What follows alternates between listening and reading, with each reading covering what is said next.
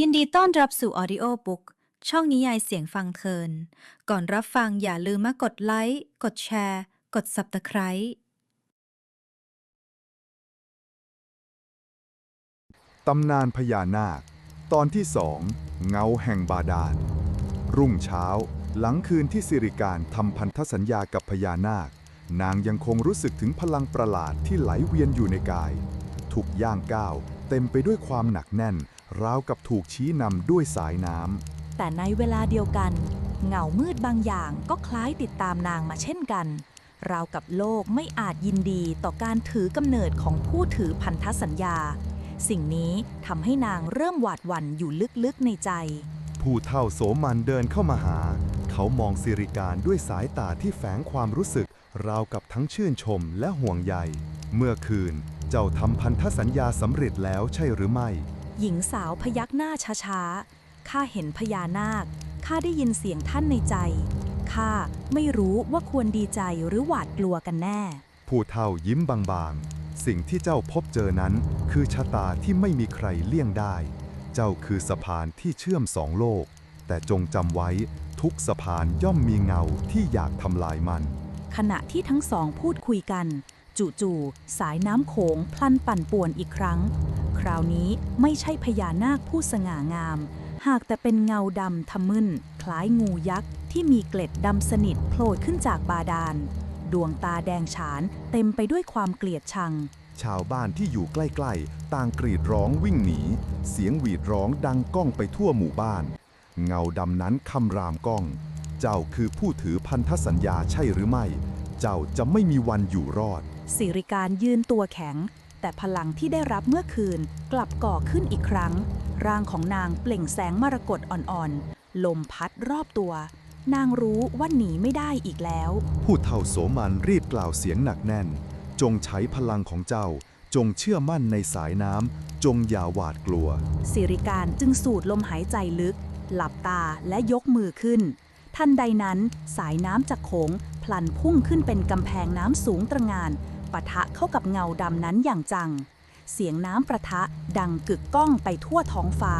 สิ่งที่น่าประหลาดคือร่างนางไม่ได้อ่อนแรงลงแม้แต่น้อยกลับแข็งแกร่งขึ้นเรื่อยๆราวกับสายน้ำกำลังยอมรับนางเป็นหนึ่งเดียวสิริการลืมตาขึ้นอีกครั้งดวงตาของนางส่องประกายมรกตเงาดำชะงักเล็กน้อยก่อนหายวับลงไปในน้ำแต่เสียงคำรามยังคงดังก้องนี่เป็นเพียงจุดเริ่มต้นเจ้าจะไม่มีทางหลีกเลี่ยงเงาของเราได้ความเงียบกลับคืนมาแต่หัวใจของสิริการกลับไม่เหมือนเดิมอีกแล้วเพราะนางรู้แล้วว่าสิ่งที่รออยู่เบื้องหน้าคือสงครามที่ยิ่งใหญ่กว่าที่เคยคิดหลังจากที่เงาดำหายไปในสายน้ำผู้เฒ่าโสมันเอ่ยขึ้นอย่างเครียดครั้นสิริการถึงเวลาแล้วที่เจ้าจะต้องรู้จักโลกอีกฟากหนึ่ง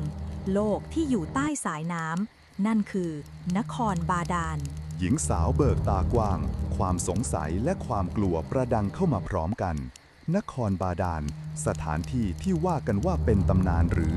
มันมีอยู่จริงหรือท่านผู้เฒ่าผู้เฒ่ายิ้มบางๆแต่แววตาเต็มไปด้วยความจริงจัง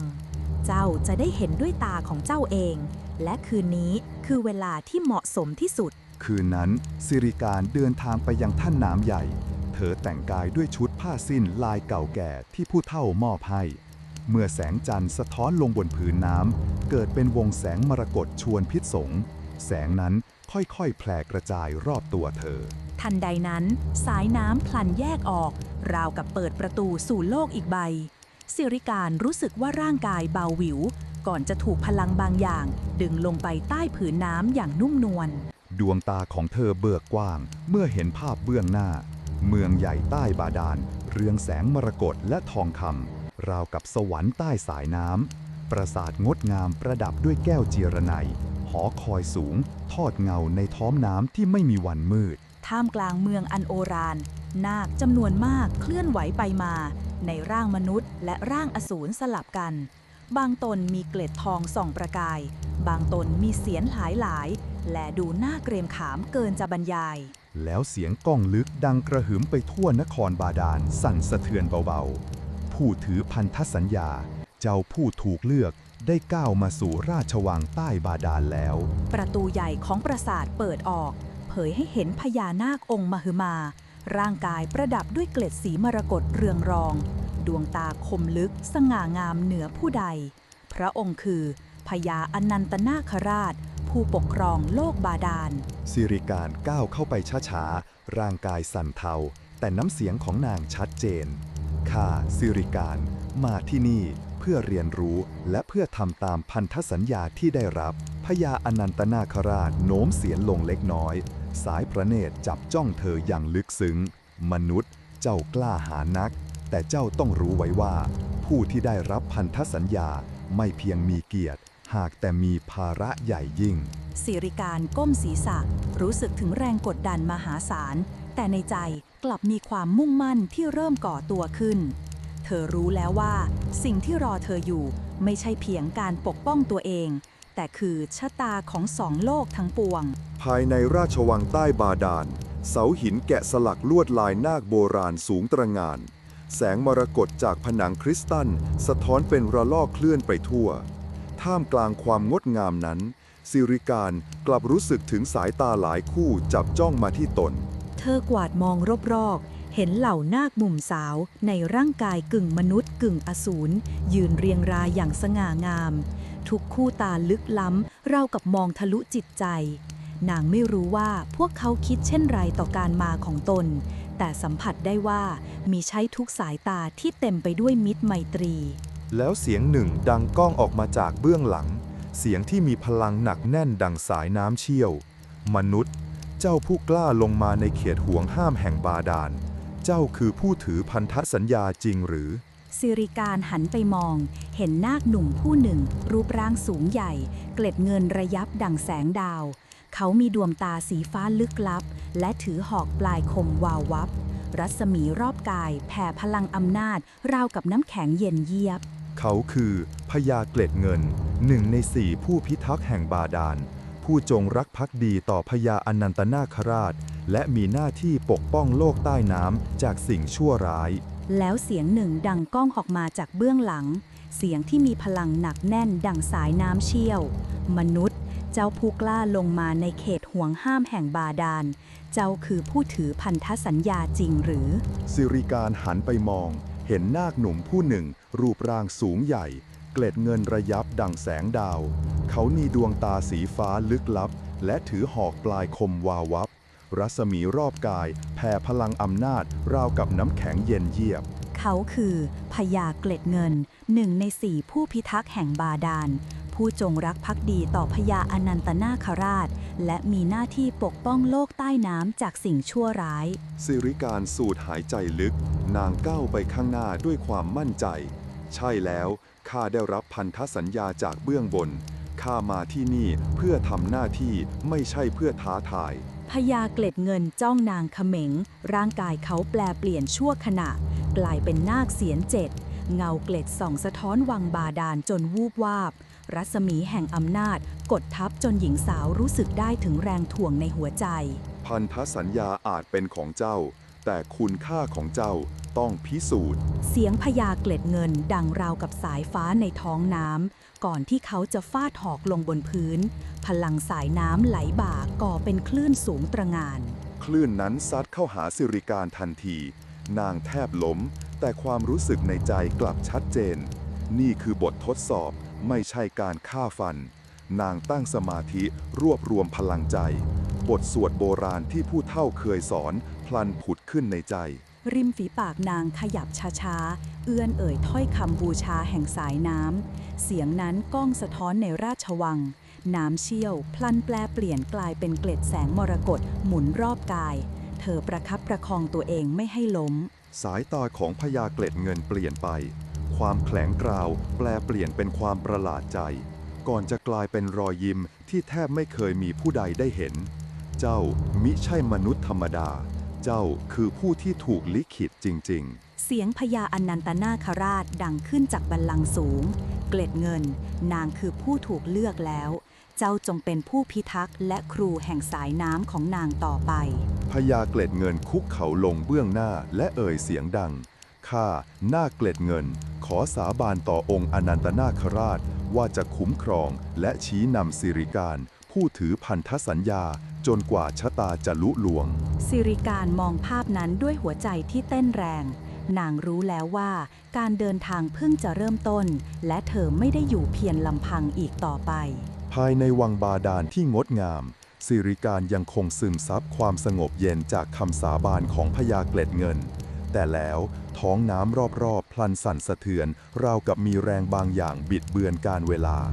แสงมรกตจากผนังคริสตัลพลันมืดมนเงาดำไหลเวียนราวกับหมอกควัน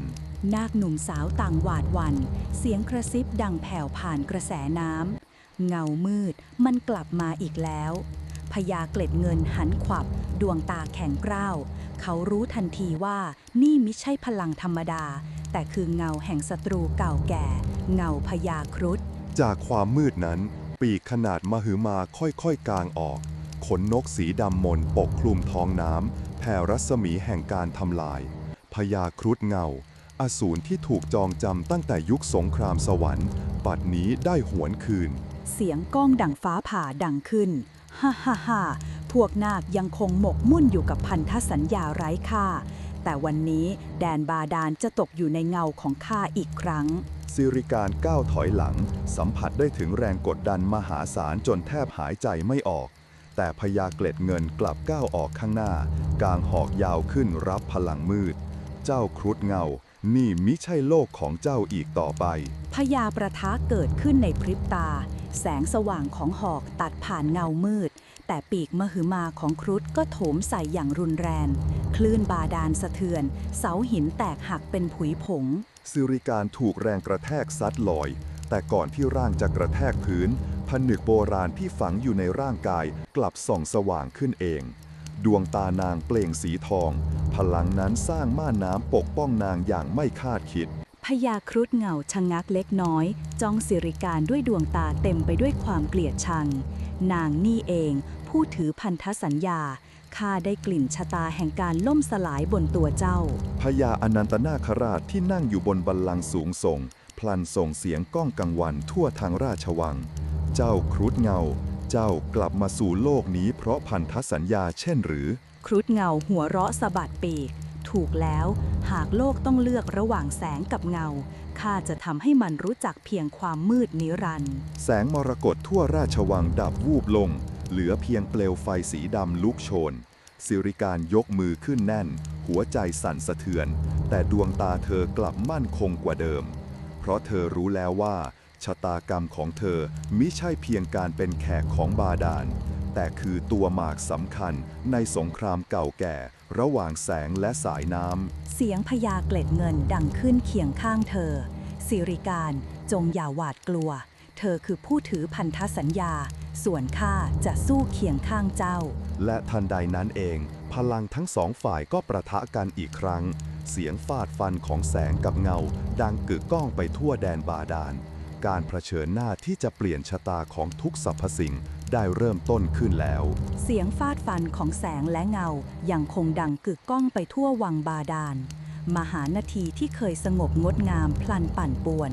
เกลียวคลื่นสูงใหญ่ท้าโถม กระแสน้ำพุ่งกระแทกหินผาแตกสลาย ราวกับโลกใต้น้ำทั้งหมดกำลังร้องไห้ พญาเกล็ดเงินสะบัดหอกฟาดเข้ากับกรงเล็บดำของพญาครุฑเงา แรงประทะทำให้น้ำปั่นเป็นวงกว้าง นาคทั้งหลายที่เฝ้าวังต่างต้องถอยหนีไปไกล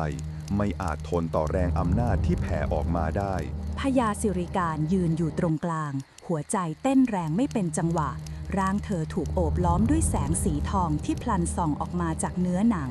ราวกับผนึกโบราณกำลังปลุกตื่นทีละน้อย นางเองยังไม่เข้าใจพลังที่อยู่ในตัว แต่ก็รู้แน่ชัดว่ามันคือกุญแจสำคัญในศึกครั้งนี้ พญาครุฑเงาจ้องเธอเขม็ง เจ้ามนุษย์หญิง เจ้าจะกลายเป็นประตูแห่งการล่มสลาย ไม่ว่าจะยอมรับหรือไม่ น้ำเสียงก้องกังวานนั้นแฝงด้วยโทสะที่ลึกเกินยัง ทันใดนั้นพญาอนันตนาคราชขยับร่างอันมหึมา ขดเกร็ดยาวนับพันวาเคลื่อนไหวสะเทือนน้ำทะเลทั้งผืน ดวงตาเปล่งประกายร่าวกับดวงดาว เจ้าครุฑเงา วันนี้ข้าจะไม่ยอมให้เจ้าผูกมัดโชคชะตาแห่งบาดาลอีกต่อไป เสียงประกาศนั้นทำให้นาคน้อยใหญ่ส่งเสียงร้องก้องรับเป็นหนึ่งเดียว พ แผ่นดินใต้น้ำสั่นสะเทือนราวกับพลังแห่งบาดาลทั้งหมดกำลังตื่นขึ้นเพื่อปกป้องถิ่นกำเนิดสงครามกลางมหานาทีจึงเปิดฉากขึ้น ปีกสีดำของพญาครุฑโถมเข้าหาเกล็ดเงินและเหล่านาคผู้พิทักษ์หอกแสงฟาดตัดเงาดำจนเกิดประกายแสงสะท้อนผืนน้ำดั่งสายฟ้าแลบในท้องทะเลสิริการกัดฟันแน่นพยายามรวบรวมพลังที่ผนึกไว้ในกายดวงตาสีทองสว่างวาบขึ้นอีกครั้งครู่หนึ่งเธอเห็นภาพเลือนรางเป็นสงครามโบราณเมื่อพันปีก่อนนาคและครุฑสู้กันจนแผ่นฟ้าแยกแผ่นดินสลายและหญิงหนึ่งผู้ถือผนึกได้ยืนอยู่ตรงกลางราวกับเป็นเงาของตัวเองในการก่อนน้ำตาของเธอคลอแต่หัวใจกลับแน่วแน่กว่าเดิมเธอเอื้อมมือออกไปพลันเคลื่อนพลังสีทองกระจายออกมาจากร่างก่อเป็นเกราะคุ้มครองพญาเกล็ดเงินและเหล่านาคที่กำลังบาดเจ็บพญาครุฑเงาแผดเสียงก้องพลังนั้นเองข้าต้องการมันเขาสยายปีกโถมตรงเข้าหาสิริการแต่ก่อนถึงตัวแสงจากดวงตาพญาอนันตนาคราชสาดส่องออกมาตัดผ่านความมืดและขวางทางไว้ทันมหานาทีทั้งผืนสว่างไสวราวกับแสงจากเบื้องบนส่องผ่านน้ำลงมาทุกชีวิตหยุดนิ่งเพียงชั่วครู่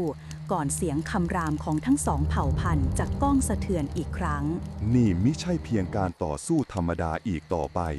หากแต่คือสงครามแห่งชะตากรรมที่จะตัดสินว่าใต้บาดาลนี้จะอยู่ภายใต้แสงแห่งพันธสัญญาหรือมืดมนในเงานิรันดร์อย่าลืมช่วยกดไลค์กดติดตามด้วยนะครับขอบคุณครับ